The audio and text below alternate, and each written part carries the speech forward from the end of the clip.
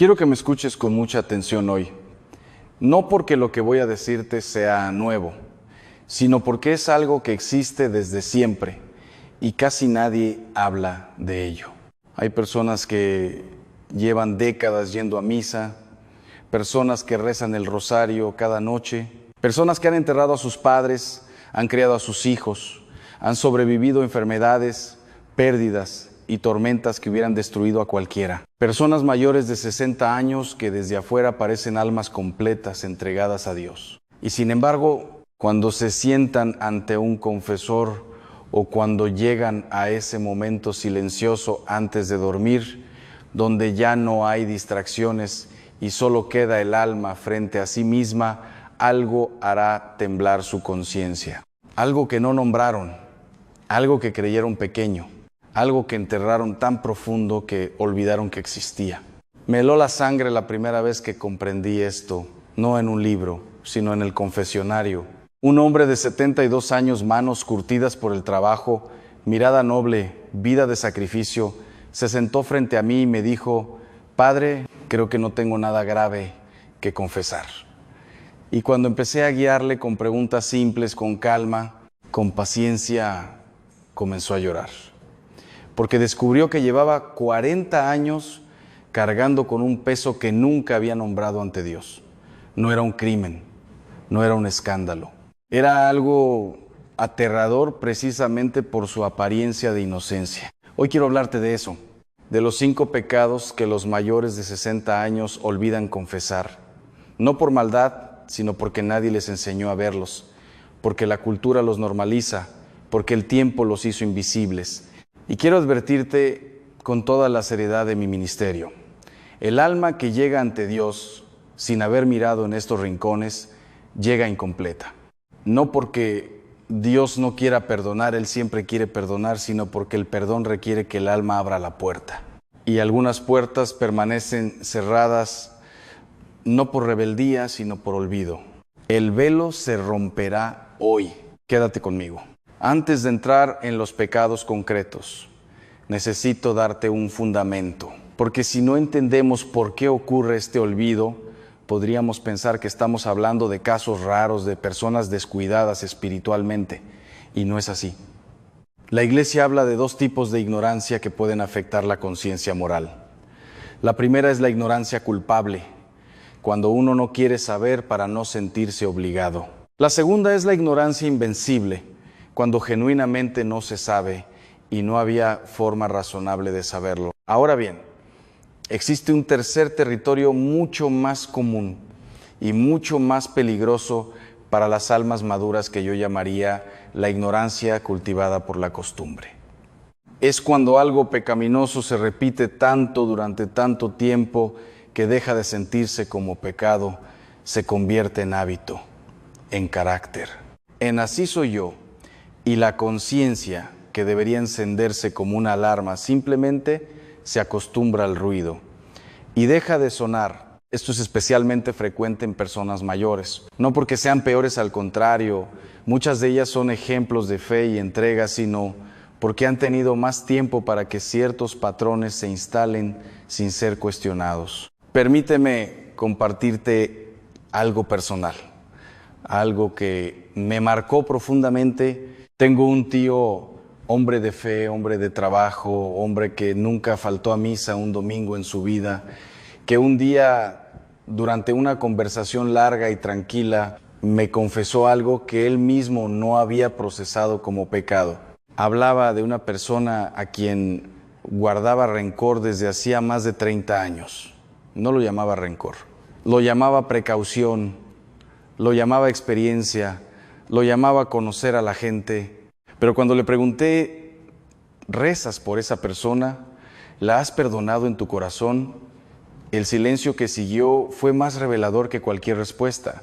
Ese silencio es el que quiero romper hoy contigo. Escúchame. Lo que estás a punto de escuchar no es una lista de reglas, es un espejo. Y algunos de los que me están viendo ahora mismo van a reconocerse en lo que digo. No con vergüenza, sino con la libertad que da la verdad. Quédate. Esto puede cambiar la dirección de tu alma. Pecado número 1. el rencor que se llama prudencia. El primer pecado olvidado es el rencor de la enemistad. Y lo llamó olvidado porque rara vez alguien mayor de 60 años entra al confesionario y dice, Padre, tengo rencor. ¿Por qué? Porque a lo largo de los años, ese rencor ha cambiado de nombre. Se llama distancia prudente, se llama ya no me interesa esa persona, se llama simplemente no tenemos relación, se llama ya lo superé, pero superarlo no es lo mismo que perdonarlo. Cristo fue absolutamente claro en esto.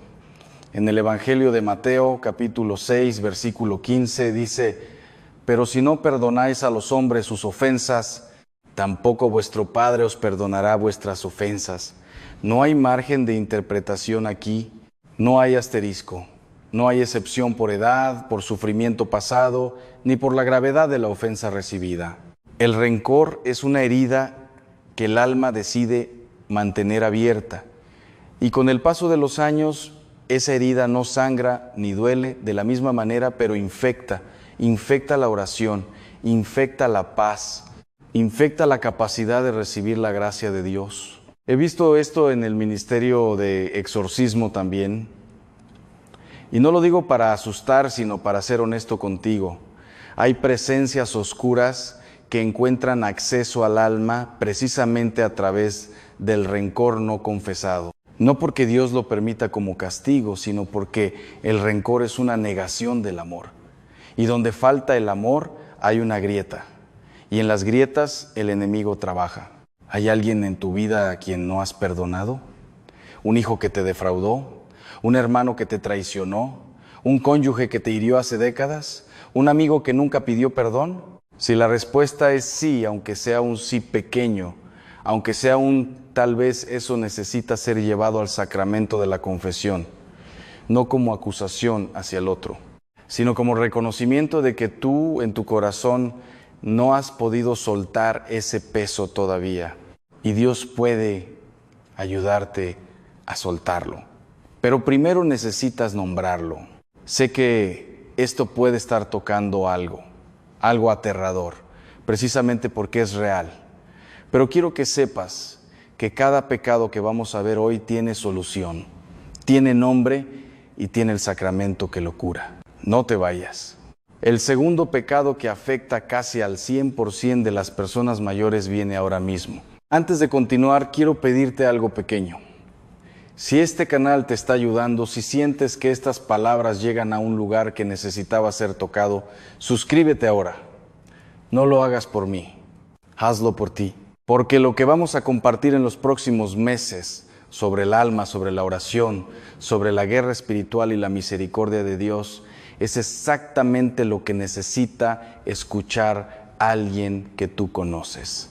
Y quiero que puedas compartirlo con ellos. Pulsa el botón rojo y acompáñame. Bienvenido de nuevo. Si acabas de llegar a este video, te recomiendo que empieces desde el principio, porque lo que estamos construyendo hoy es una arquitectura del alma y cada pieza importa. Pero si ya estuviste con nosotros, entonces sabes que hablamos del rencor que se disfraza de prudencia. Ese primer pecado olvidado que lleva décadas viviendo en el corazón con otro nombre. Ahora vamos al segundo, y esto va a incomodar a muchos. Pecado numeral 2, el orgullo que se llama experiencia. Hay una frase que escucho con frecuencia en personas mayores, una frase que se dice con total naturalidad, incluso con cierto orgullo, y es esta: yo ya sé cómo son las cosas. A veces viene acompañada de, a mí ya no me engaña nadie. O, con los años que tengo ya no necesito que nadie me explique nada. Y yo lo entiendo, genuinamente lo entiendo. Cuando uno ha vivido 6, 7, 8 décadas, ha visto suficiente, ha sufrido suficiente, ha aprendido suficiente. Hay una sabiduría real en la experiencia vivida. No lo niego. Pero hay una frontera muy delgada y muy peligrosa entre la sabiduría legítima y el orgullo espiritual. Y esa frontera se cruza cuando la persona deja de estar disponible para ser corregida. Cuando deja de escuchar, cuando cierra la puerta a la posibilidad de que Dios le quiera decir algo nuevo, cuando considera que su forma de ver las cosas es la única forma correcta. San Agustín de ver las cosas es la única forma correcta. San Agustín lo escribió con una claridad que me heló la sangre la primera vez que lo leí de verdad. El orgullo es el principio de todo pecado, no la lujuria, no la avaricia. El orgullo, porque el orgullo es la raíz de la que brotan todos los demás. Y en las personas mayores el orgullo adopta una forma particularmente sutil. No es el orgullo del joven que quiere ser admirado.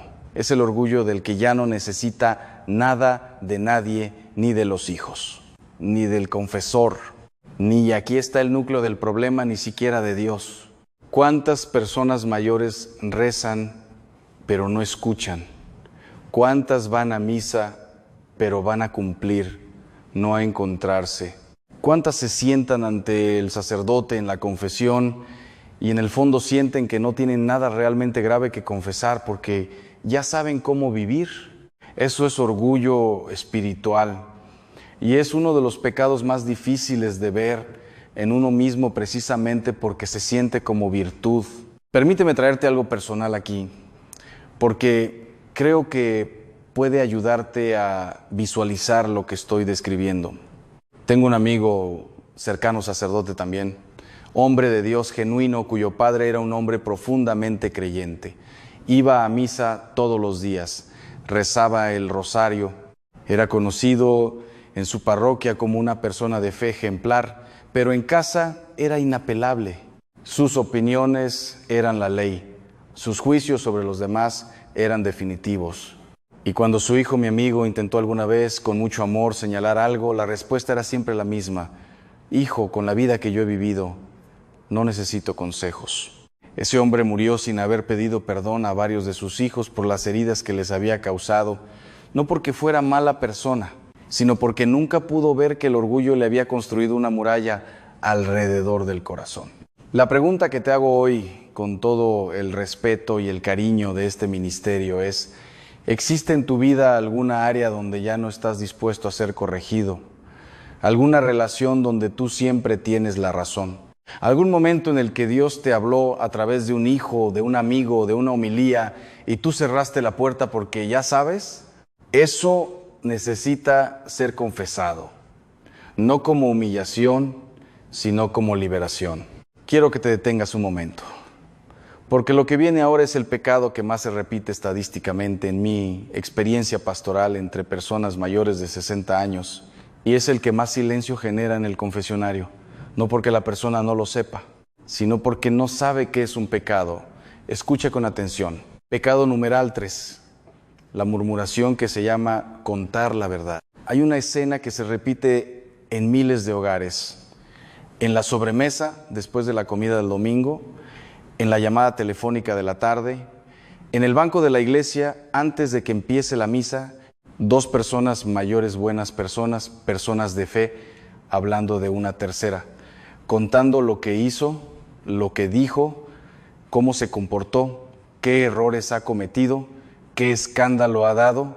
Y si alguien les preguntara: ¿estás murmurando?, la respuesta sería inmediata y completamente sincera: no, yo solo estoy contando lo que pasó, es la verdad.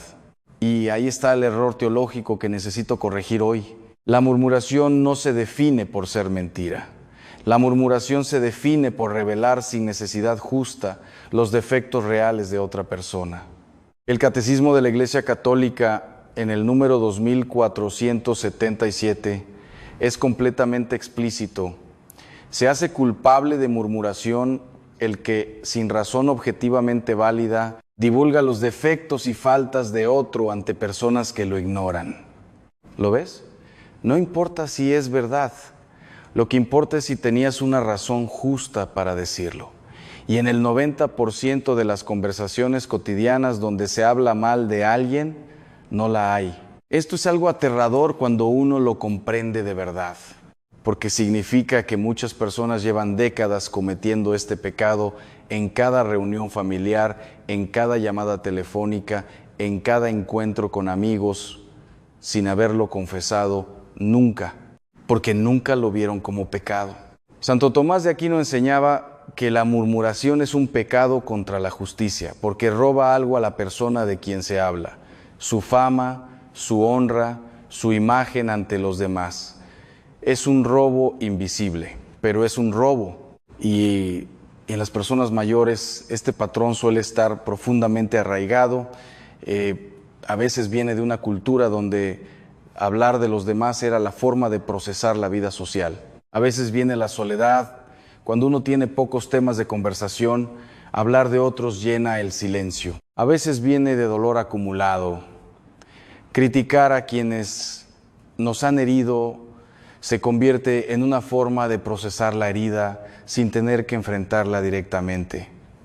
Pero ninguna de esas razones lo convierte en algo inocente ante Dios. Yo mismo, y lo digo con humildad, porque el ministerio no me hace inmune, he tenido que examinar en mi propia vida los momentos en que una conversación pastoral se convirtió, sin que yo me diera cuenta, en un análisis crítico de una persona ausente. Y esos momentos requieren confesión y corrección.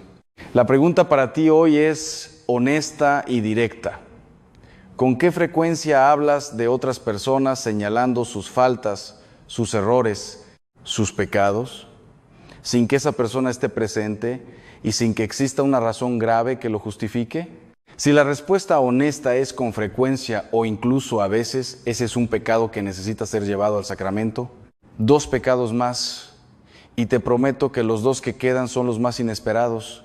Uno de ellos tiene que ver con algo que la mayoría de personas mayores hace cada día y que nunca en toda su vida ha confesado. El velo se romperá en la próxima parte. No te vayas. Si este contenido está llegando a tu corazón, si sientes que hay algo aquí que necesitabas escuchar, quiero pedirte que lo compartas con alguien que tú conoces, con tu madre, con tu padre, con un amigo mayor que aprecias. No porque quieras señalarles nada, sino porque esta enseñanza puede ser el inicio de una paz que llevan años buscando. Y si aún no te has suscrito, hazlo ahora. Este canal existe para eso, para acompañar el alma en los momentos donde más lo necesita. Si llevas con nosotros desde el principio, ya conoces 2 de los 5 pecados olvidados. El rencor, que se llama prudencia, el orgullo, que se llama experiencia, y el que acabamos de ver, la murmuración, que se llama contar la verdad.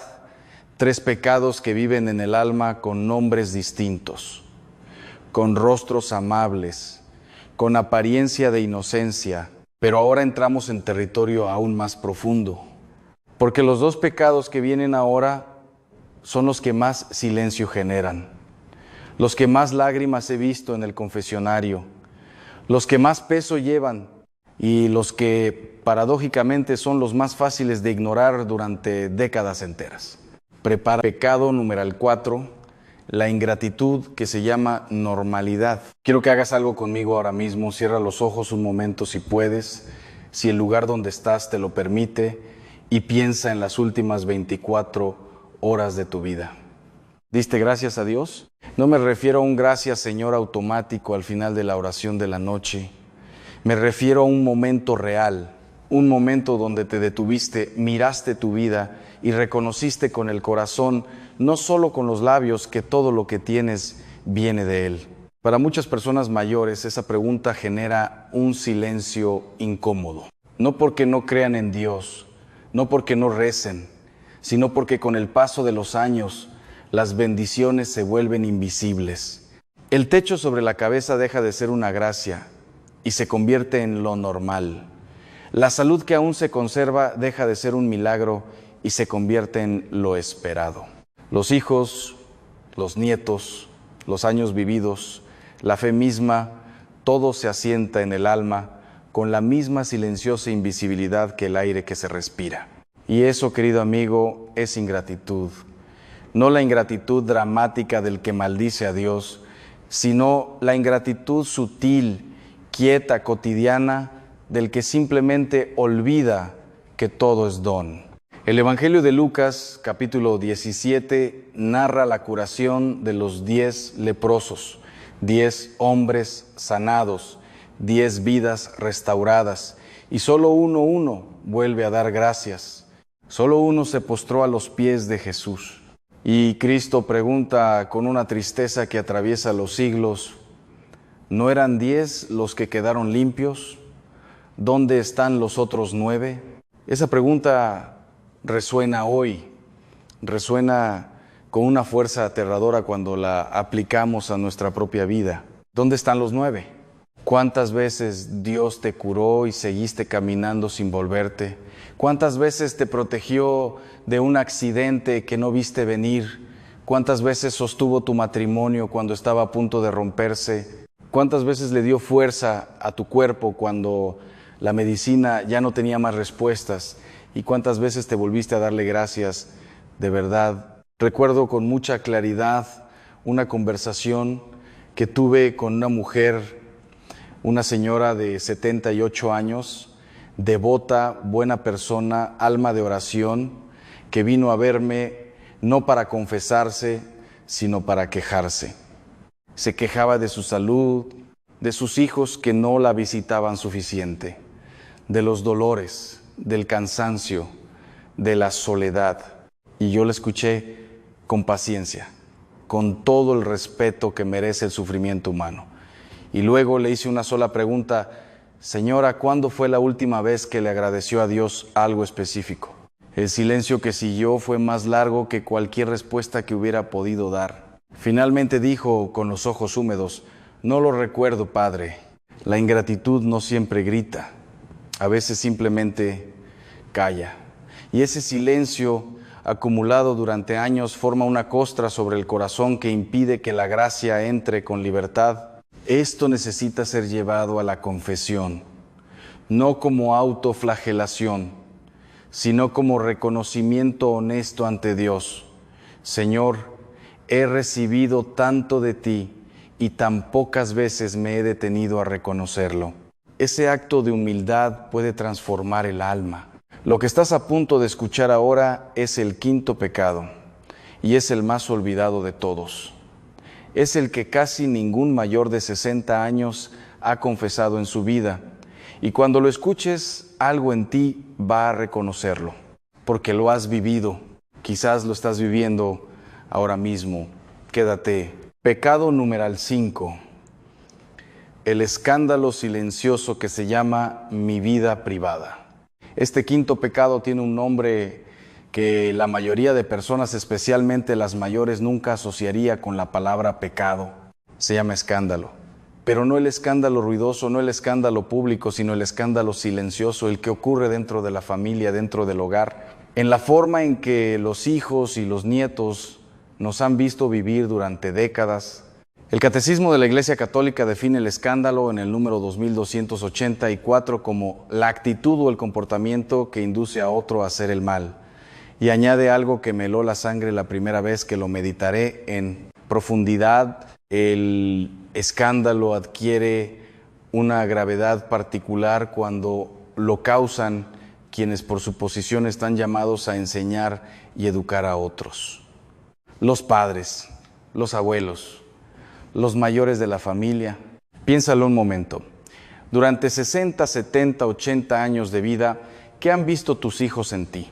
¿Qué han aprendido no de tus palabras, sino de tus acciones sobre cómo se trata a un cónyuge, sobre cómo se habla de los vecinos, sobre si se puede mentir cuando conviene, sobre si la fe es algo que se vive de puertas adentro o solo de puertas afuera? ¿Han visto coherencia entre lo que proclamaban creer y cómo vivías? Esta pregunta no es un juicio. Es una invitación a la honestidad más profunda que existe, la honestidad ante Dios sobre el testimonio que hemos dado. Hay padres que llevan a sus hijos a misa cada domingo y luego en casa gritaban, humillaban o trataban al cónyuge con un desprecio silencioso que los niños absorben como esponjas. Hay abuelos que rezaban el rosario cada noche y que durante décadas mantuvieron actitudes de racismo, al clasismo, de desprecio hacia los pobres o hacia los distintos delante de sus nietos. Esos nietos aprendieron. Y lo que aprendieron no siempre fue lo que el rosario intentaba enseñarles. Eso es un escándalo y es un pecado que rara vez aparece en el confesionario. No porque la persona no quiera confesarlo, sino porque nunca lo ha identificado como tal. Quiero ser muy claro aquí. No estoy diciendo que seas una mala persona. Estoy diciendo que todos, incluyéndome a mí, hemos dado en algún momento de nuestra vida un testimonio que no estuvo a la altura de la fe que profesamos. Y ese testimonio imperfecto, cuando ha influido en la fe o en el comportamiento de otros, especialmente de los más jóvenes, necesita ser llevado ante Dios con humildad. Tengo un caso que llevo en el corazón desde hace años. Un hombre, padre de familia, hombre de bien, cuyo hijo mayor se alejó completamente de la iglesia en la adultez. Y cuando le pregunté al hijo, en una conversación larga y honesta, qué había pasado, me dijo algo que nunca olvidaré. Me dijo: padre, vi a mi padre comulgar cada domingo y tratar a mi madre como si no valiera nada durante toda la semana. Decidí que esa fe no era real. El padre nunca confesó ese escándalo, porque nunca lo vio, porque para él su vida privada era su vida privada, porque separó sin darse cuenta la fe del comportamiento cotidiano. Esa separación tiene nombre en teología, se llama doble vida, y es uno de los pecados más graves que puede existir en un alma que se considera creyente. ¿Ha habido en tu vida algún comportamiento, algún patrón, alguna actitud que los que te rodeaban, especialmente los más jóvenes, hayan podido ver y que contradijera la fe que profesas? Esa es la pregunta del quinto pecado, y merece una respuesta honesta, no ante mí, ante Dios. Hemos visto los 5 pecados: el rencor, el orgullo, la murmuración, la ingratitud, el escándalo silencioso. 5 realidades que viven en el alma con nombres que no asustan. Pero ahora viene la parte más importante de todo este recorrido, la parte que no es diagnóstico, sino curación. La parte donde el alma no solo reconoce sus heridas, sino que aprende cómo sanarlas. La última parte comienza ahora. No te muevas. Si esta enseñanza está tocando algo en ti, si hay un nombre, una situación, un recuerdo que ha surgido mientras me escuchabas, no lo dejes pasar. No dejes que el día continúe sin hacer algo con lo que sientes ahora. Y si conoces a alguien, un padre, una madre, un abuelo, un amigo mayor que necesita escuchar esto, compártelo ahora. Ese gesto tuyo puede ser el inicio de una reconciliación que lleva décadas esperando. Suscríbete si aún no lo has hecho y acompáñame en la última parte, porque lo mejor está por venir. Hemos recorrido juntos un territorio difícil, hemos mirado al rencor a la cara, hemos nombrado al rencor a la cara, hemos nombrado el orgullo que se esconde detrás de la experiencia, hemos reconocido la murmuración que creíamos inocente, hemos sentido el peso de la ingratitud silenciosa. Y hemos tenido la valentía, porque sí, hace falta valentía de preguntarnos qué testimonio hemos dado a quienes nos rodean. 5 pecados, 5 espejos. Y sé que algunos de los que me están escuchando ahora mismo llevan el corazón pesado. No con culpa destructiva, esa no viene de Dios, sino con esa tristeza honesta que precede siempre a la conversión verdadera. Esa tristeza que San Pablo llamaba la tristeza según Dios, que produce arrepentimiento para salvación. Eso es exactamente lo que quiero que sientas ahora. No tengo miedo, no desesperación, sino la claridad serena del alma que finalmente ve y decide moverse. Porque este no es el final del camino, es el principio, el camino de sanación. Lo que el alma necesita hacer ahora, quiero darte ahora algo concreto. No teoría, no más diagnóstico, sino un camino claro, paso a paso, para que lo que hemos visto hoy no se quede en una enseñanza interesante que se olvida mañana, porque eso sería lo más triste que podría pasar, que el velo se rompiera y que uno simplemente lo volviera a coser. El primer paso es el examen de conciencia profundo, no el examen rápido de 5 minutos antes de dormir, sino un examen real. sentado, en silencio, con tiempo, con una libreta si hace falta, tomando cada uno de los 5 pecados que hemos visto hoy, preguntándose honestamente delante de Dios, ¿está esto en mi vida? ¿En qué forma? ¿Desde cuándo? ¿Con quién? La Iglesia nos enseña que un buen examen de conciencia no es una lista de crímenes, es una conversación con el Espíritu Santo. Es pedirle al Espíritu de la verdad que ilumine los rincones que nosotros solos no podemos ver, porque hay áreas del alma que solo se iluminan desde dentro. Y esa luz no la ponemos nosotros, la pone Él. Te propongo esta oración simple antes de tu examen. Señor, muéstrame lo que no quiero ver. Dame la valentía de nombrarlo y dame la confianza de saber que tu misericordia es más grande que cualquier cosa que puedas mostrarme. Esa oración, dicha con sinceridad, puede abrir puertas que llevan décadas cerradas.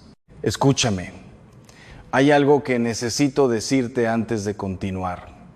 Algo que quizás nadie te ha dicho con suficiente claridad. Algo sobre la misericordia de Dios que cambia absolutamente todo lo que hemos hablado hoy. No te vayas ahora. Esto es lo más importante del video.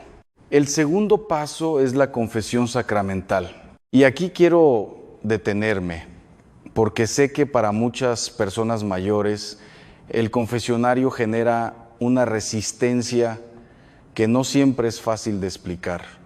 A veces es una vergüenza.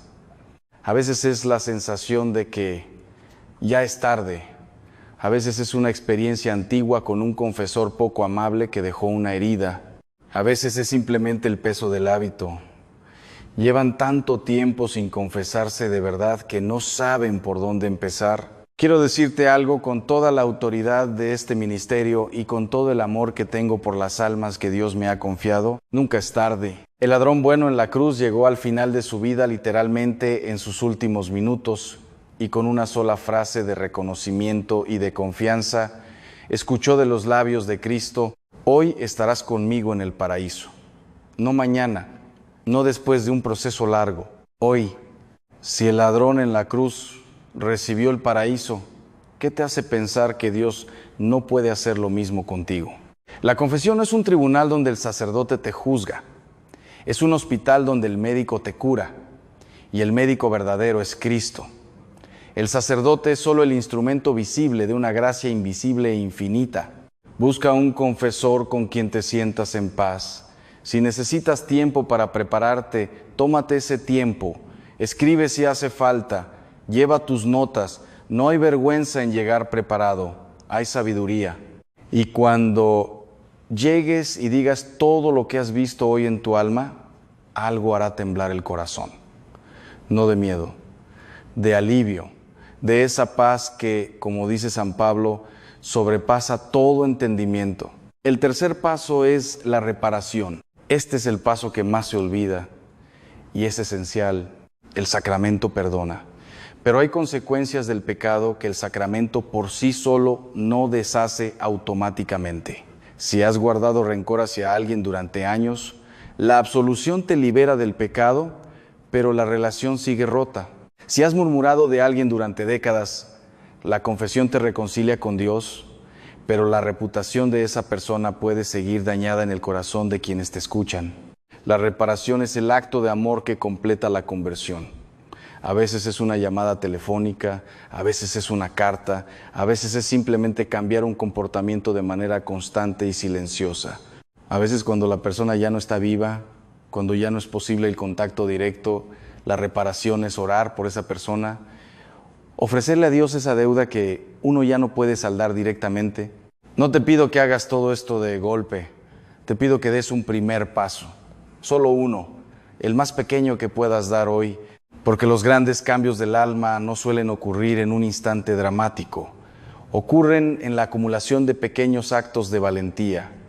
Un paso hoy, otro mañana, y con cada paso el peso se aligera. Antes de terminar, quiero hablarte directamente, no al canal, no a los suscriptores, a ti, a la persona específica que está viendo esto en este momento, porque creo con la certeza que da años de ministerio, que no llegaste a este video por casualidad, quédate un momento más. Lo que voy a decirte ahora es para ti. Hay una verdad que quiero que te lleves de este video, una sola. Si olvidaras todo lo demás, quiero que recuerdes esto. Dios no está esperando que seas perfecto. Está esperando que seas honesto. La perfección es su obra. La honestidad es tu parte. Tú abres la puerta, Él hace el resto. Llevas años, quizás décadas, siendo fiel a tu manera, cargando lo que has podido cargar, viviendo la fe con las herramientas que tuviste, y Dios lo ve todo. No solo los pecados que hemos nombrado hoy, ve también el dolor detrás de cada uno de ellos. Ve el rencor que nació de una herida que nadie curó. Ve el orgullo que construiste como armadura contra un mundo que a veces fue cruel. Ve la murmuración que usaste para procesar una soledad que no sabías cómo nombrar. Ve la ingratitud de un corazón tan cansado que olvidó maravillarse. Ve el escándalo de alguien que amaba pero no siempre supo cómo mostrarlo. Y te ama ahora exactamente como estás. Pero precisamente porque te ama, no quiere dejarte como estás. Quiere llevarte más lejos. Quiere darte una paz que todavía no has experimentado. Quiere mostrarte una versión de tu alma que aún no conoces.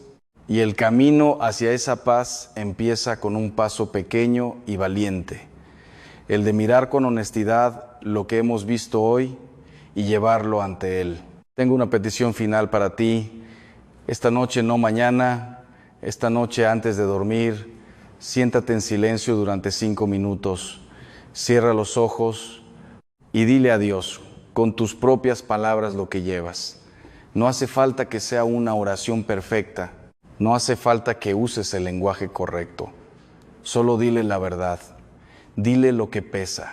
Dile lo que reconoces. Dile lo que necesitas. Eso es oración. Eso es confesión en su forma más primitiva y más poderosa. Y sobre esa honestidad, la gracia de Dios puede construir todo lo demás. Hemos llegado al final de este recorrido, pero en realidad, si este video ha hecho lo que espero que haya hecho, para ti no es un final, es un comienzo. Si este contenido ha tocado tu alma, si hay algo que llevas contigo ahora que no llevabas cuando empezaste a verlo, te pido que hagas 3 cosas. La primera, suscríbete al canal si aún no lo has hecho. Este espacio existe para acompañar el alma en su camino. Cada semana traemos enseñanzas como esta, sobre oración, sobre guerra espiritual, sobre los misterios de la fe, y no quiero que te pierdas ninguna. La segunda, comparte este video con alguien que lo necesite. No hace falta que le digas nada, solo envíaselo. El Espíritu Santo. Quiero terminar con algo muy personal. Hay una persona en mi vida a quien amé profundamente y a quien acompañé en sus últimas semanas de vida. Un hombre mayor, inteligente, culto, creyente de toda la vida. Alguien que durante décadas había sido pilar de su familia y de su comunidad. En sus últimos días, cuando ya el cuerpo comenzaba a ceder, me llamó y lo que me dijo lo llevo grabado en el corazón como una de las lecciones espirituales más importantes de mi vida. Me dijo: Padre Ángel, llevó 83 años siendo buen cristiano, pero en todos estos años nunca le dije a Dios que estaba enojado con Él por lo de mi hijo. Había perdido a un hijo joven décadas atrás y ese dolor nunca fue llevado honestamente a Dios. Fue enterrado bajo capas de resignación, de silencio, de una fe que seguía funcionando por fuera mientras por dentro guardaba una herida abierta. Ese día, con lágrimas que sorprendieron incluso a su familia que estaba en la habitación, lo confesó todo. El dolor, el enojo, la pregunta que nunca se había atrevido a hacer, la desconfianza que había vivido detrás de una fe aparentemente intacta. Y lo que ocurrió después solo puedo describirlo como algo que se rompió. Una paz que entró en esa habitación que todos los presentes sintieron. Su rostro cambió, literalmente cambió. Murió 3 días después con una sonrisa que no tenía la mañana anterior. Eso es lo que la confesión honesta hace posible, hasta el último momento, siempre. Antes de despedirnos, quiero orar con usted.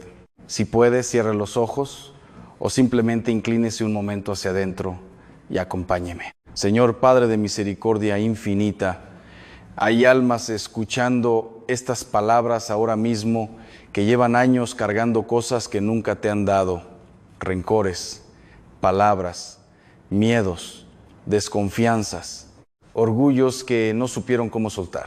Tócales hoy, no mañana, hoy.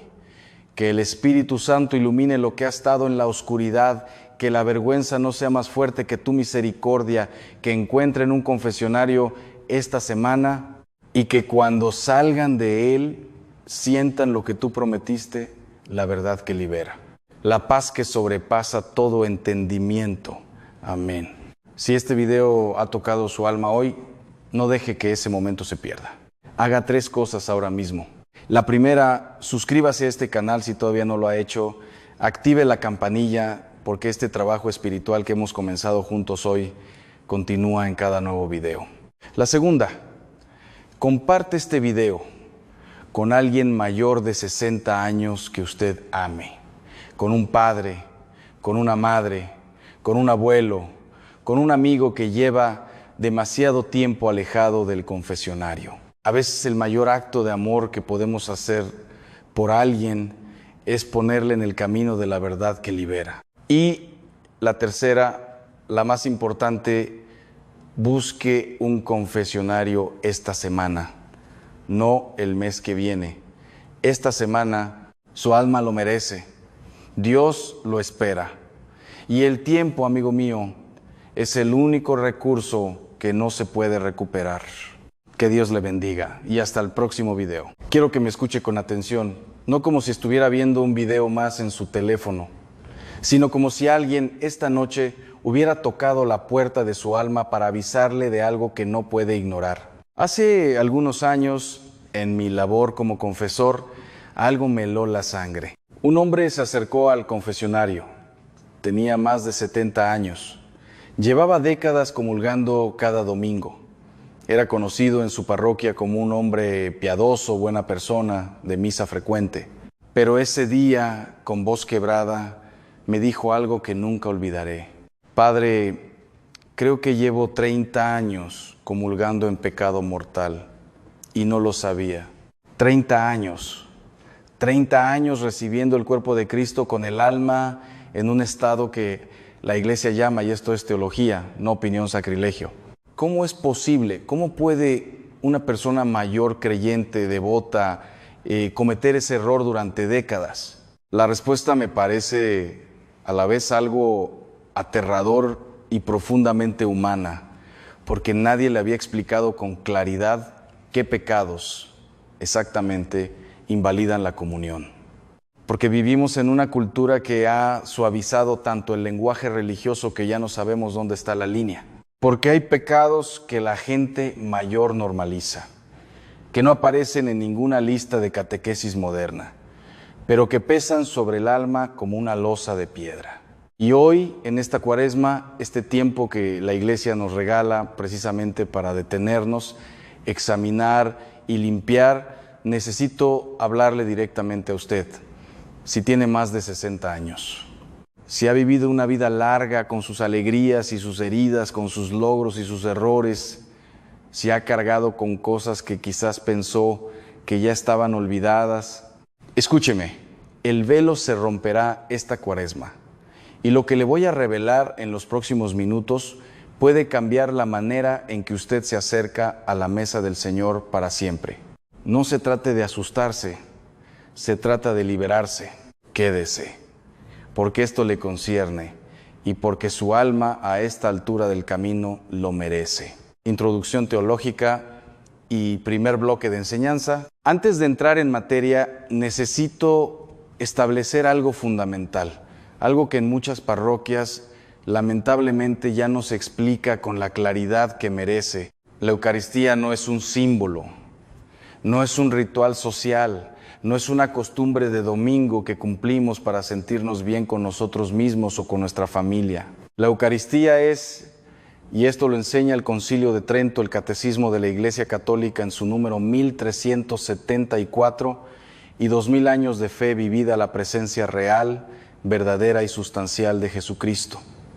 Su cuerpo, su sangre, su alma, su divinidad, bajo las apariencias de pan y vino, pero Él, completamente Él. Esto significa que cada vez que nos acercamos a comulgar, no estamos simplemente participando en una ceremonia, estamos teniendo un encuentro personal con Dios.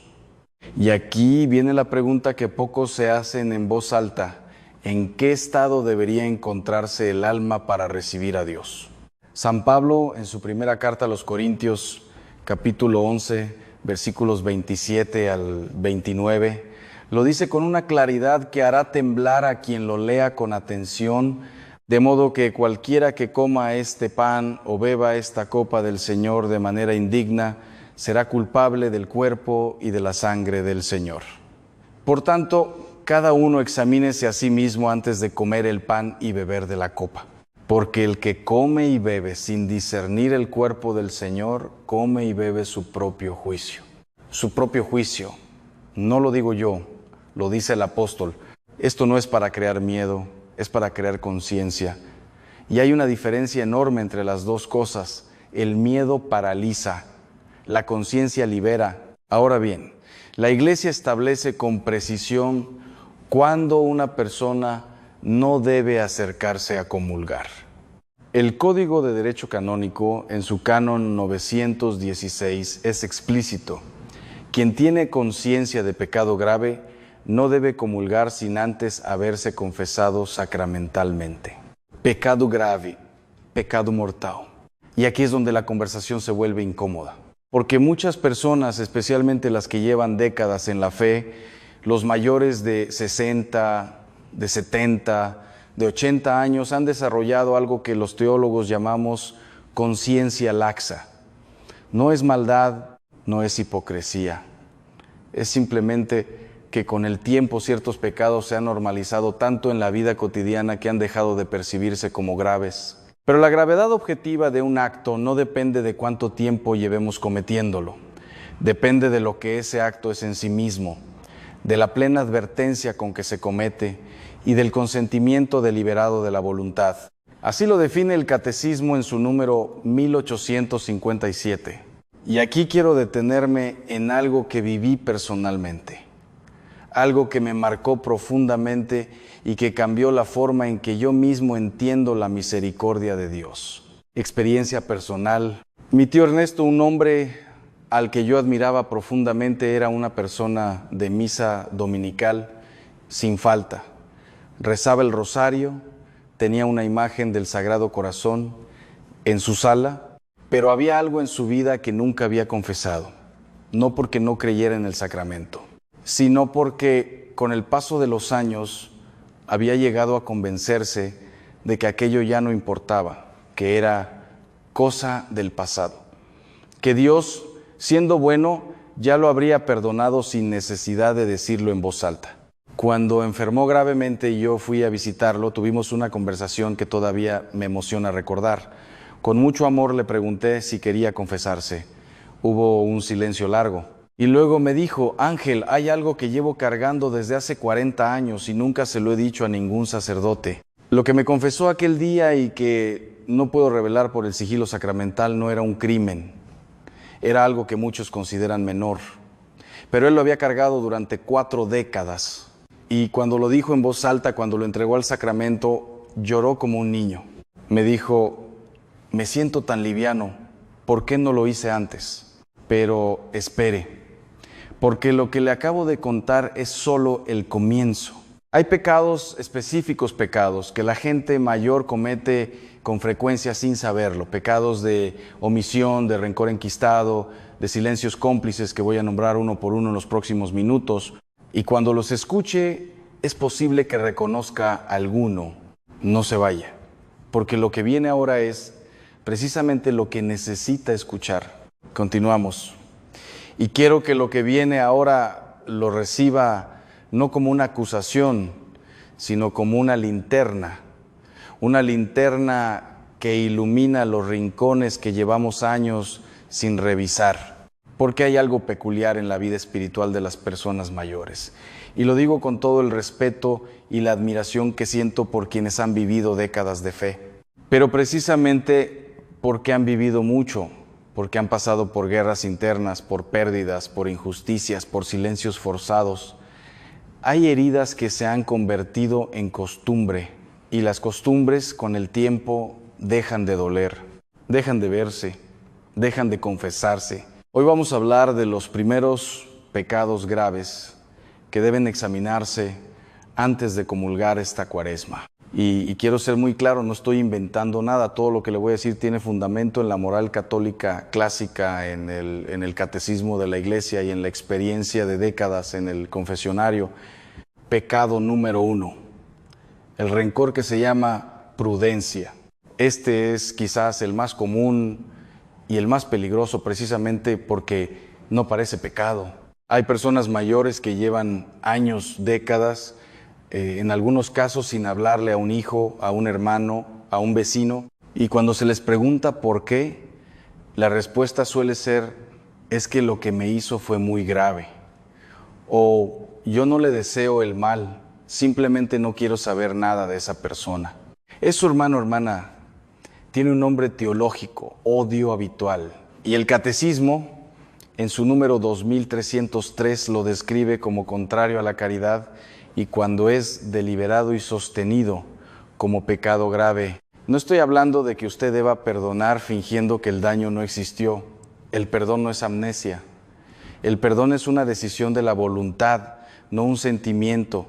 Puede que usted nunca vuelva a tener una relación cercana con esa persona. Puede que la prudencia real le aconseje mantener distancia. Pero hay una diferencia enorme entre poner límites sanos y cultivar en el corazón una frialdad que con el tiempo se vuelve piedra. San Juan dice en su primera carta, capítulo 3, versículo 15, todo el que odia a su hermano es un homicida. Palabras fuertes, palabras que helarán la sangre de quien las lea sin suavizarlas. Pregúntese hoy, ¿hay alguien en su vida a quien usted no ha perdonado de verdad? ¿Alguien cuyo nombre le aprieta el pecho cuando lo escucha? ¿Alguien por quien usted en secreto desea que las cosas le vayan mal? Si la respuesta es sí, eso debe ir a confesión antes de comulgar. Pecado. Número 2. Los pecados de la lengua que ya nadie llama pecados. La murmuración, la calumnia, el chisme. En las generaciones mayores hay una cultura de reunión, de sobremesa, de conversación larga. Y en esas conversaciones con la familia, con los amigos, con los vecinos de toda la vida, ¿con qué facilidad se destruye la reputación de una persona ausente? Es que es la verdad lo que digo. Eso me lo dicen mucho en el confesionario. Y tengo que explicar con paciencia que la murmuración no deja de ser pecado por ser verdadera. El catecismo, en su número 2477, define la murmuración como revelar sin razón objetivamente válida los defectos y faltas ajenas. Y dice que daña la fama del prójimo, que es objetivamente una falta grave cuando el daño causado es serio. ¿Cuántas veces en los últimos meses ha hablado usted de alguien de una manera que le habría avergonzado si esa persona hubiera estado presente? ¿Cuántas conversaciones ha tenido en las que el tema central era destruir con palabras la imagen de otra persona? Esto también debe ir a confesión. Y espere, porque lo que viene ahora es algo aterrador que he visto repetirse en el confesionario una y otra vez entre personas mayores. Un pecado que casi nadie confiesa porque todos creen que ya prescribió con el tiempo. Un pecado que tiene que ver con dinero, con herencias, con familias rotas. Quédese porque esto puede ser exactamente lo que usted o alguien que usted ama necesita escuchar. Pecado. Número 3. Las injusticias económicas sin reparar. Este es un pecado que hará temblar a muchos. Y lo digo con toda la caridad del mundo, pero también con toda la claridad que me exige mi ministerio. Hay personas que en algún momento de su vida, hace 30, 40, 50 años, cometieron una injusticia económica, una herencia mal repartida, un dinero que se tomó prestado y nunca se devolvió, un trabajador al que no se le pagó lo justo, un familiar al que se le engañó en un negocio, una deuda que se borró convenientemente de la memoria. La moral católica es muy clara en esto. El séptimo mandamiento no solo prohíbe robar, exige también reparar el daño causado en la medida de lo posible. El Catecismo, en su número 2412, establece que quien ha cometido una injusticia está obligado a restituir lo robado. Y aquí viene lo que muchos no saben. Confesar el pecado no basta si hay posibilidad de reparación, y no se hace. El propósito de enmienda, que es parte esencial del sacramento de la confesión, incluye la voluntad de reparar el daño cuando está en nuestras manos hacerlo. Conozco el caso de una mujer amiga de mi familia que en paz descanse, que llegó al final de su vida con una deuda moral que nunca reparó. Sus hijos lo sabían, sus hermanos lo sabían, ella lo sabía, pero siempre había una razón para esperar. Cuando tenga más dinero, cuando pasen los conflictos familiares, cuando sea el momento oportuno es ahora, esta Cuaresma. Antes de que el tiempo se acabe, pecado. Número 4, la omisión religiosa en la familia. Hay padres y abuelos que en algún momento de su vida tomaron decisiones que alejaron a sus hijos de la fe. Quizás no los llevaron a la catequesis, quizás los dejaron crecer sin ninguna educación religiosa por comodidad, por no tener conflictos con el otro cónyuge, por no querer imponer nada. Quizás dieron ejemplo de una fe tibia, contradictoria, solo para las apariencias. El quinto mandamiento, en su dimensión positiva, incluye el deber de los padres de educar a sus hijos en la fe. El Catecismo, en su número 2223, es explícito. Los padres tienen la misión de enseñar a sus hijos a rezar y a descubrir su vocación como hijos de Dios. ¿Ha reflexionado usted alguna vez sobre si cumplió ese deber? No para condenarse, sino para reconocerlo, entregarlo al Señor y pedir perdón. Porque a veces el mayor dolor de una persona mayor no son sus propios pecados, es ver a sus hijos o nietos lejos de Dios. Y a veces no siempre, pero a veces hay una conexión entre esa ausencia y decisiones que se tomaron décadas atrás. Antes de continuar, necesito pedirle algo desde el corazón. Si este contenido está tocando algo en usted, si hay una voz interior que le dice, esto es para mí, no se quede solo con eso.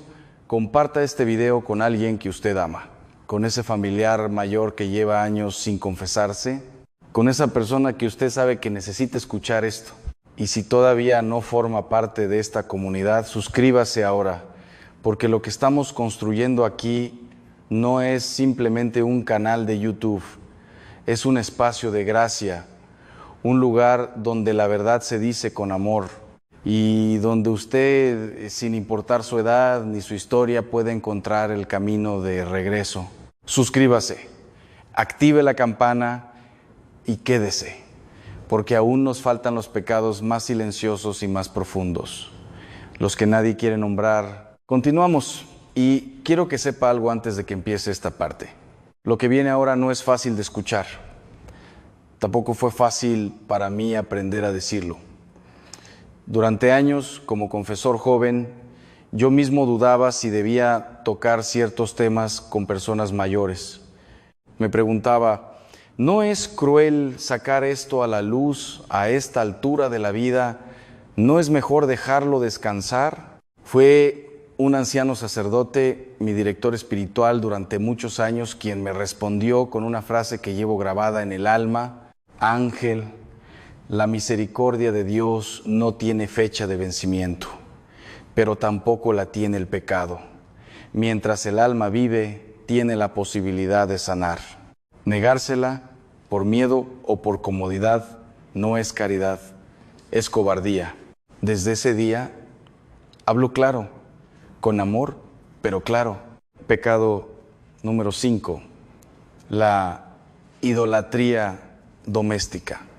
Cuando algo ocupa el lugar de Dios, este pecado es algo aterrador precisamente porque se disfraza de virtud.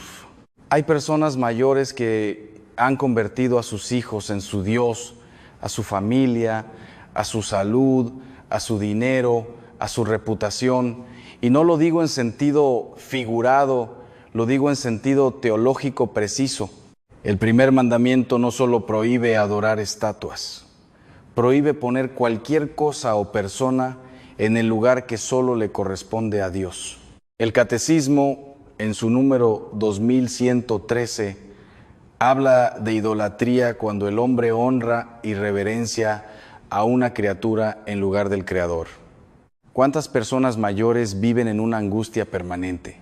No por falta de fe, sino porque han depositado toda su esperanza en sus hijos. ¿Cuántas no pueden dormir? No por preocupación legítima, sino porque en algún momento, sin darse cuenta, transfirieron a sus seres queridos la confianza absoluta que solo Dios merece. Esto se manifiesta de muchas formas. En el control excesivo sobre los hijos adultos, en la incapacidad de soltar, de confiar, de decir, Señor, yo hice lo que pude, ahora te los entrego. En el resentimiento cuando los hijos toman decisiones propias, en la manipulación emocional, aunque sea inconsciente, para mantener el control. No es que amar profundamente a la familia sea pecado, es que cuando ese amor se convierte en la fuente última de sentido, en el centro alrededor del cual gira toda la existencia, algo en el orden espiritual se ha roto. Pregúntese hoy, ¿puede usted soltar? ¿Puede usted decirle a Dios? ¿Puede usted soltar? ¿Puede usted decirle a Dios, de verdad, hágase tu voluntad sobre las personas que más ama? Si la respuesta le cuesta demasiado, hay algo ahí que examinar. Pecado número 6. El escándalo dado. El ejemplo que destruyó la fe de otros. Este es uno de los pecados más silenciosos y más graves de una vida larga. Jesús lo dice en el Evangelio de Mateo, capítulo 18, versículo 6, con una contundencia que helará la sangre de quien lo escuche de verdad. Al que escandalice a uno de estos pequeños que creen en mí, más le valdría que le colgaran al cuello una piedra de molino y lo hundieran en lo profundo del mar. El escándalo, en lenguaje teológico, no es simplemente hacer algo llamativo o escandaloso en sentido coloquial. Es cualquier acción, palabra o actitud que lleva a otro a pecar o alejarse de Dios. Ha habido en su vida momentos en que su ejemplo, su comportamiento en la familia, su manera de hablar de la iglesia, su actitud ante la fe, llevó a otra persona a alejarse de Dios. Pienso en padres que hablaban mal de los sacerdotes delante de sus hijos, en abuelos que ridiculizaban la oración, en personas que vivían una doble moral tan evidente que sus propios hijos decidieron que la fe era una farsa, en matrimonios que se separaron de maneras que dejaron a los hijos con heridas espirituales profundas. No le estoy pidiendo que cargue con una culpa paralizante, le estoy pidiendo que lo nombre, que lo lleve al confesionario, que le diga al Señor, hubo personas en mi camino que se alejaron de ti y yo tuve parte en eso. Eso es lo que necesita el alma para quedar libre. Pero hay un pecado más, uno que casi nadie menciona, uno que he escuchado en el confesionario con una frecuencia que me ha sorprendido incluso a mí. Un pecado que tiene que ver con Dios mismo, con la oración, con una promesa que se hizo en un momento de desesperación y que nunca se cumplió. El velo se romperá cuando lo nombre. Quédese. Pecado número 7. Los votos y promesas rotos ante Dios. ¿Recuerda usted algún momento de su vida en que, en medio de una crisis, le prometió algo a Dios? Señor, si mi hijo sale adelante, voy a cambiar de vida. Virgen Santa, si me curo de esta enfermedad, voy a ir en peregrinación. Dios mío, si resuelvo este problema, nunca más vuelvo a hacer esto. Millones de personas han hecho esas promesas y millones las han olvidado en cuanto pasó la crisis. El Catecismo, en su número 2101, enseña que los votos hechos a Dios son actos de devoción y de religión que obligan moralmente. Y el incumplimiento deliberado de una promesa hecha a Dios es, según la tradición moral de la Iglesia, una falta contra el segundo mandamiento. No todas las promesas tienen el mismo peso, pero sí tienen peso. Y cuando una persona lleva años, décadas con una promesa incumplida en la conciencia, eso actúa como una grieta en la relación con Dios, como una deuda que no desaparece porque no se hable de ella. Quiero contarle algo que viví de cerca. Un amigo de mi familia, un hombre mayor al que llamaré don Felipe, había prometido en su juventud hacerse terciario franciscano si superaba una enfermedad grave. Superó la enfermedad. La promesa quedó olvidada durante 40 años. Cuando llegó a la vejez, empezó a sentir una inquietud espiritual que no sabía explicar. Una sensación de que algo en su relación con Dios estaba incompleto. Fue en una conversación conmigo cuando lo conectamos, cuando lo nombró, cuando lo llevó a confesión. Y cuando, con la ayuda del sacerdote, discernió qué parte de esa promesa podía todavía cumplir de alguna forma y qué parte podía ser conmutada por otra práctica de piedad, la paz que llegó después de esa confesión fue, según sus propias palabras, como quitarme un peso que ni siquiera sabía que estaba cargando. Pecado número 8, la asedia, la tibieza espiritual sostenida. Este es el último pecado de esta parte. Y es algo aterrador porque es quizás el más extendido entre los católicos de larga trayectoria. La asedia, en griego antiguo, la falta de cuidado, la pereza espiritual, el tedio de las cosas de Dios. No es incredulidad, la persona que sufre asedia sigue creyendo, va a misa, reza a veces, pero hay una frialdad interior, una distancia, una sensación de que Dios está muy lejos o de que la fe ya no produce nada nuevo.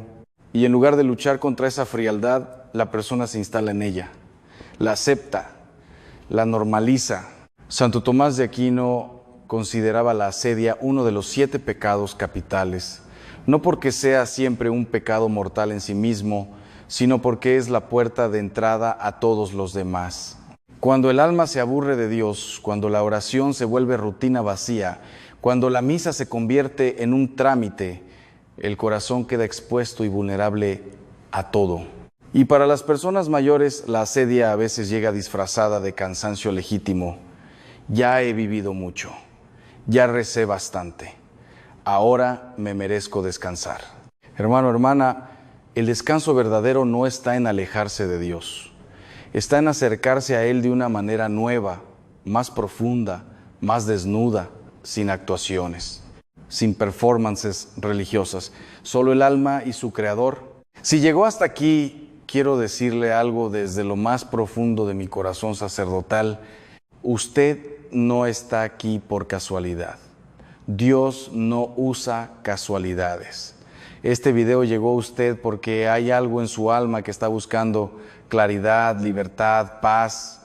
No deje que este momento pase sin hacer algo con él. Suscríbase a este canal, no para seguir un youtuber, sino para tener un espacio donde la fe se toma en serio, donde nadie le va a decir solo lo que quiere escuchar, sino lo que su alma necesita. Y comparta este video. Piense en esa persona mayor en su familia, en su comunidad, que lleva años sin confesarse, que comulga cada domingo sin haberse detenido a examinar su conciencia en profundidad. Este video puede ser el instrumento de Dios para tocarla. Hemos llegado al final y quiero que sepa que este momento, este preciso instante en que usted está escuchando estas palabras, tiene un peso espiritual que quizás no alcanza a dimensionar todavía. Ha escuchado los pecados, ha reconocido quizás algunos de ellos en su propia historia, ha sentido esa incomodidad interior que no es otra cosa que la voz del Espíritu Santo llamando a la puerta del alma. Ahora viene lo más importante. no el diagnóstico. La cura, porque de nada sirve saber que uno está enfermo si no se acerca al médico. Y el médico del alma, en la tradición católica de 2000 años, tiene un nombre preciso: el sacramento de la reconciliación. La confesión. ¿Por qué la confesión general puede ser necesaria a esta altura de la vida? Existe una distinción importante que muchos desconocen. Está la confesión ordinaria, la que hacemos regularmente, donde repasamos los pecados cometidos desde la última vez que nos confesamos. Y existe lo que se llama confesión general, una revisión más profunda, más amplia, que abarca un periodo largo de vida, a veces toda la vida. ¿Cuándo es recomendable una confesión general? Cuando hay razones serias para creer que confesiones anteriores fueron inválidas.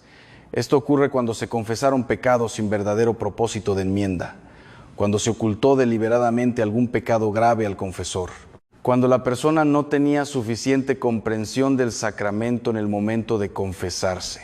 También es recomendable, no obligatoria, pero sí muy recomendable en momentos de transición importante en la vida. Y hermano, hermana, ¿hay acaso transición más importante que la que vive una persona mayor que se prepara para encontrarse con Dios? No lo digo para asustarme, lo digo para liberar. Una confesión general, bien hecha, es, según los grandes maestros de la espiritualidad, una de las experiencias más transformadoras que puede vivir un alma. San Ignacio de Loyola la recomendaba al inicio de los ejercicios espirituales. San Alfonso María de Ligorio la consideraba el mejor regalo que un fiel podía hacerse a sí mismo. ¿Cómo preparar la confesión? Paso a paso. Quiero darle ahora una guía práctica, no teórica, práctica, porque la teología sin aplicación es solo filosofía. Primer paso, el silencio y la oración preparatoria. Antes de sentarse a examinar su conciencia, pida la ayuda. El silencio y la oración preparatoria. Antes de sentarse a examinar su conciencia, pida la ayuda del Espíritu Santo. No es un trámite, es una necesidad real. Sin la luz de Dios, el examen de conciencia se convierte en un ejercicio de memoria selectiva donde recordamos lo que queremos recordar y olvidamos lo que nos incomoda. Una oración simple pero poderosa: Señor, ilumina mi memoria, ayúdame a ver lo que tú ves, dame valentía para decir lo que mi alma necesita decir. Segundo paso, el examen por décadas de vida. Para una confesión general, le recomiendo dividir su vida en periodos de 10 años, la infancia y adolescencia, los 20, los 30 y así sucesivamente. En cada periodo pregúntese qué heridas causé, qué promesas incumplí, a quién no perdoné, en qué momentos puse algo o a alguien antes que a Dios. ¿Hubo pecados graves que caí en confesiones anteriores? No necesita recordar cada detalle con precisión quirúrgica. Dios no es un juez burocrático que necesita fechas exactas, pero sí necesita honestidad. La honestidad del alma que dice: Señor, en esa época de mi vida, esto fue lo que pasó. Tercer paso, escribirlo. Sé que esto puede parecer anticuado, pero escribir los pecados en papel, en privado, para quemarlo después si lo desea, tiene un poder enorme.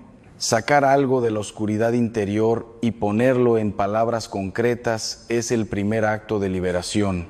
Muchas personas descubren, al escribir, pecados que habían enterrado tan profundamente que ya no los perciben conscientemente. La mano a veces sabe lo que la mente prefiere no recordar. Y ahora viene algo que quiero decirle directamente al alma, algo que he visto suceder en el confesionario con una frecuencia que me ha enseñado más sobre la misericordia de Dios que todos los libros de teología que he leído. Quédese, porque lo que viene puede ser exactamente la palabra que usted necesitaba escuchar hoy.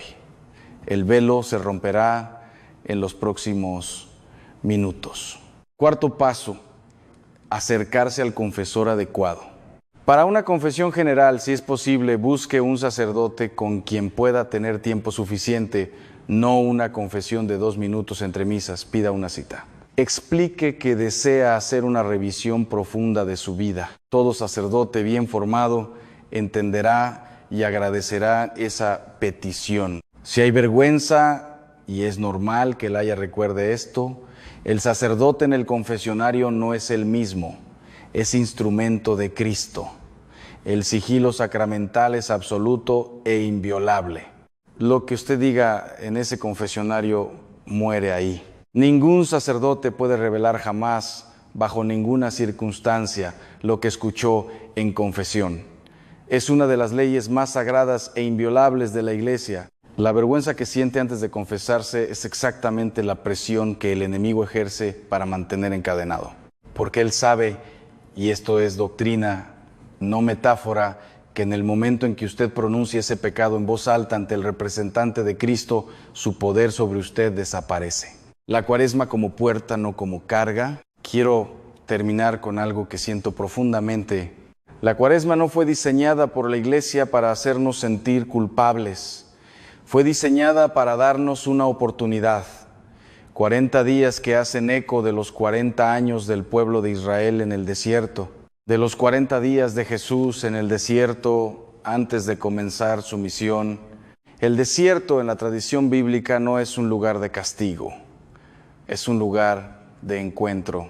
Es donde Dios habla al corazón, como dice el profeta Oseas, sin las distracciones del mundo, sin el ruido de la vida cotidiana. Esta Cuaresma, Dios le está ofreciendo su desierto personal. Un espacio de 40 días para detenerse, para mirar hacia adentro, para soltar lo que ha cargado demasiado tiempo, para llegar a la mesa eucarística en Semana Santa, no por costumbre, no por inercia, sino con el alma limpia y el corazón ardiendo. Y para usted que ha vivido más de 60 años, que ha visto mucho, que ha amado y perdido y luchado y a veces caído, este encuentro con la misericordia de Dios no es el final de algo. Es el comienzo de la etapa más luminosa de su vida espiritual. Experiencia personal final. El testimonio que lo cambió todo. Permítame terminar con algo muy personal. Mi madre, una mujer de fe profunda, silenciosa, constante, llegó a sus últimos años de vida con una paz que yo, siendo sacerdote, a veces le envidiaba. Una paz que no era resignación, era certeza.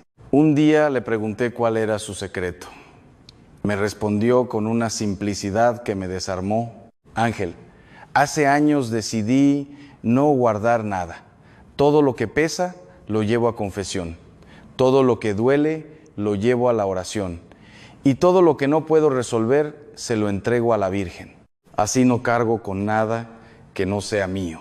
No cargo con nada que no sea mío. Esa frase, hermano, hermana, es la síntesis de toda una teología de la misericordia. Usted no tiene por qué seguir cargando con lo que no le pertenece, con culpas que ya fueron perdonadas pero que nunca terminó de soltar, con pecados que confesó a medias, con heridas que nunca llevó al sacramento porque pensó que era demasiado tarde. No es demasiado tarde. Mientras el alma vive, la misericordia de Dios está disponible completamente, sin condiciones, sin límite de tiempo, sin caducidad. Si este video tocó algo en usted, no lo deje pasar como si fuera un contenido más. Haga una cosa concreta esta semana, solo una. Busque un confesionario, haga una cita con un sacerdote, siéntese en silencio con papel y lápiz y empiece a escribir. Dé el primer paso, aunque sea pequeño. Dios hará el resto.